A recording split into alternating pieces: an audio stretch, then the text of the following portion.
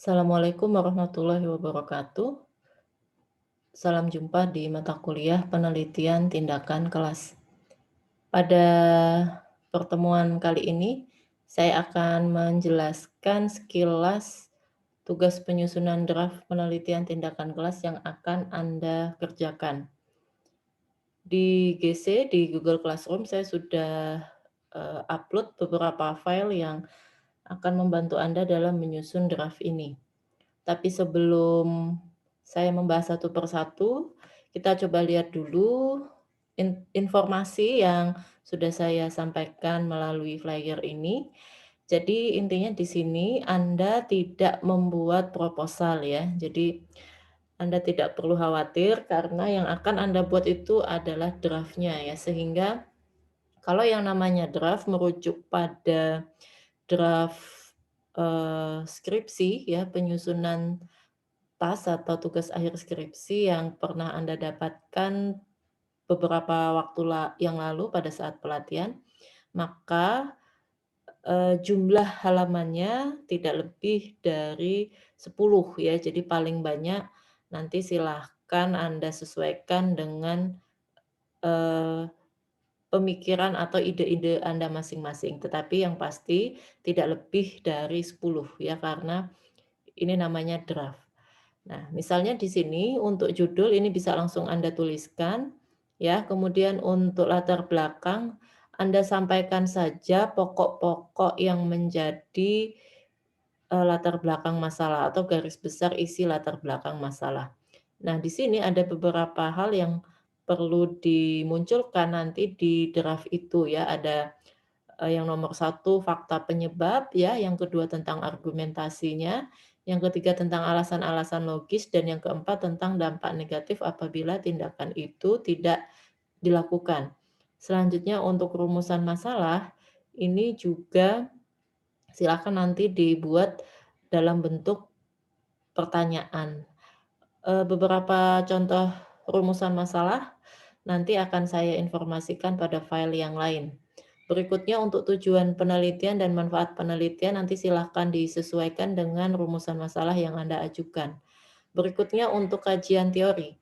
Nah, di sini, saya tidak meminta Anda memunculkan, eee, paparan atau deskripsi yang lengkap, tetapi kerangka kajiannya saja yang Anda tuliskan. Nanti ada contoh di file yang lain yang bisa membantu Anda dalam menuliskan kerangka kajian teori yang memuat deskripsi tentang masalah yang diteliti, deskripsi teori tindakan yang dipilih ya, kemudian kajian hasil penelitian yang relevan dan hipotesis tindakan. Nah, untuk metode penelitian ini juga saya hanya meminta Anda menuliskan. Ingat, hanya menuliskan saja, tidak menjelaskan atau tidak memaparkan. Jadi nanti silakan dituliskan, model dan prosedur PTK-nya apa yang Anda pilih. Materi ini sudah ada di pertemuan kelima ya, dan keempat dan kelima. Jadi modelnya apa, prosedurnya apa. Selanjutnya untuk teknik pengumpulan data pun demikian. Eee, ada beberapa teknik pengumpulan data yang sudah Anda dapatkan, bisa dari penelitian ini di file yang pernah saya informasikan atau di mata kuliah lain, karena pada prinsipnya teknik pengumpulan data PTK itu hampir sama dengan, apa yang ada di kuanti dan kuali. Misalnya, kalau Anda ingin mengumpulkan data tentang bagaimana pelaksanaan itu bisa berjalan dengan lancar sesuai dengan rancangan Anda, maka teknik pengumpulan datanya adalah observasi ya. Tapi kalau Anda ingin mengetahui persepsi atau sikap, Anda pakai angket. Sementara kalau Anda ingin mengetahui bagaimana misalnya kinerja siswa dalam mempresentasikan tugas gitu ya, Anda menggunakan penilaian non-tes. Sementara kalau Anda ingin mengetahui pemahaman siswa, Anda menggunakan instrumen tes. Materi tentang itu sudah ada juga terlampir, Anda bisa baca itu lebih lanjut. Selanjutnya untuk teknik analisis data di dalam PTK, itu ada 2 ya, kuanti dan kuali. Materinya juga sudah saya informasikan via GC, Anda bisa membaca itu lebih lanjut. Selanjutnya untuk daftar pustaka, saya meminta Anda menuliskan saja beberapa referensi yang Anda pakai, yang pasti ada buku rujukan yang relevan dengan fokus riset Anda. Misalnya nih ya, Anda risetnya meneliti tentang motivasi, minat, ataupun partisipasi. Silakan cari buku yang memuat tentang hal-hal tersebut. Selanjutnya untuk jurnal penelitian juga Anda bisa cari minimal 5 jurnal ya, paling lama tahunnya karena sekarang kita di 2021, paling lama jurnal Anda tahun 2016 ya, 5 tahun terakhir. Ini juga bisa Anda tuliskan saja apa yang akan Anda gunakan. Itu untuk, penulisan draft, jadi beberapa pokoknya ada 1 judul, 2 latar belakang, 3 rumusan, 4 tujuan, 5 manfaat, 6 kajian teori, 7 metode penelitian, dan 8 daftar pustaka. Draft disusun sesuai dengan poin-poin tersebut ya, jadi hanya poin-poinnya saja. Selanjutnya, draft ditulis dalam format MS Word, Time News Roman 12 supaya seragam dan lebih gampang saya membacanya ya. Dan terakhir draft diunggah ke Google Classroom dalam format PDF. Nah, saya rasa itu untuk penjelasan umum mengenai penyusunan draft. Selanjutnya, ada materi juga yang sudah saya informasikan di Google Classroom. Yang pertama kaitannya dengan instrumen pengumpulan data ya. Di sini ada beberapa cara bagaimana Anda mengumpulkan data. Seperti yang tadi sudah saya informasikan ya, Anda bisa mempelajari ini lebih lanjut. Sehingga ada tambahan informasi mungkin yang dapat Anda maksimalkan pada saat penyusunan draft. Berikutnya ada lagi yang lain ya, untuk kita stop dulu. Untuk analisis data pun juga demikian, ada file terlampir. Nah, bagi Anda yang mungkin masih agak belum terlalu memahami beberapa konsep dasar yang ada di PTK ini, saya sertakan modul dan diktat yang ditulis oleh Prof. Suarsi Madya dan Bu Endang ya. Misalnya di sini ada modul penelitian tindakan kelas sesuai dengan informasi di flyer tadi. Pokok-pokok yang akan Anda tuliskan di draft itu misalnya pada bagian teori Anda bisa lihat di file yang ini nanti ya. Misalnya di sini ada contoh yang dikemukakan oleh Bu Endang, mungkin Anda bisa jadikan rujukan, itu ada di halaman,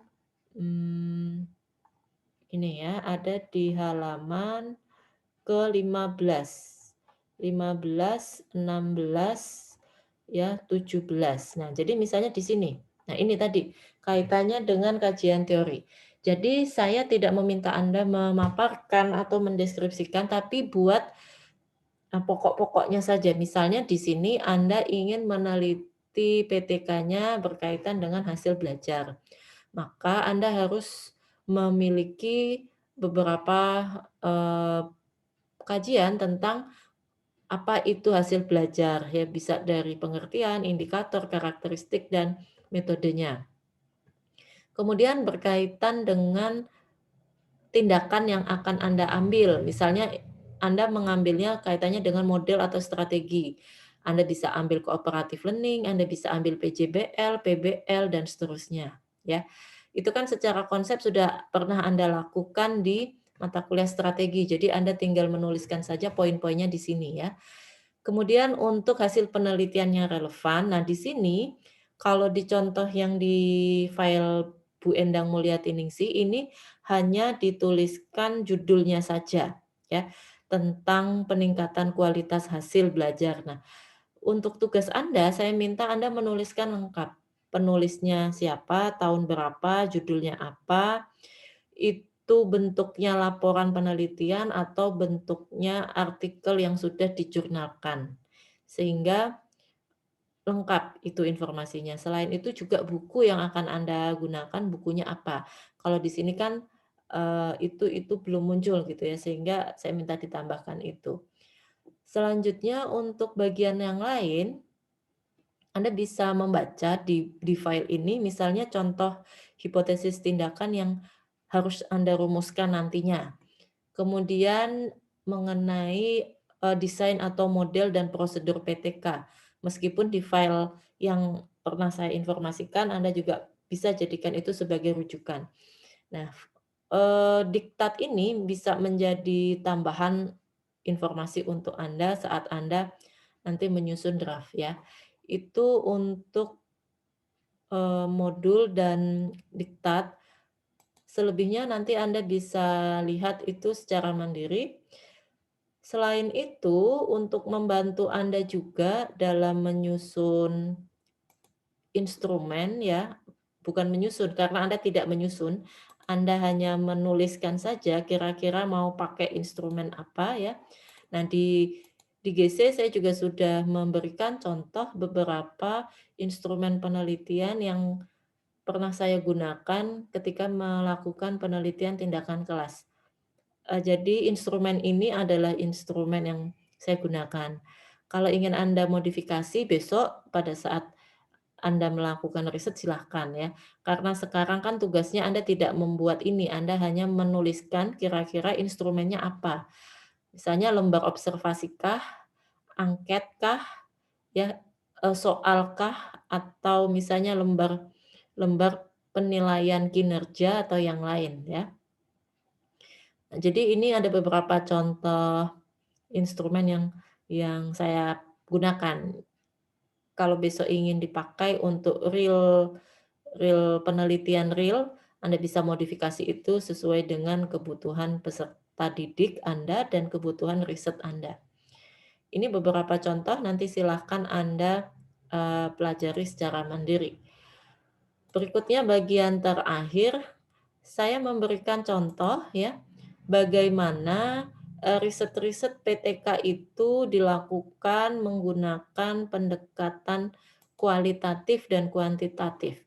Misalnya di sini ada beberapa jurnal yang bisa kita jadikan rujukan. Misalnya di sini implementasi STAT, Student Team Achievement Division and Talking Stick ya.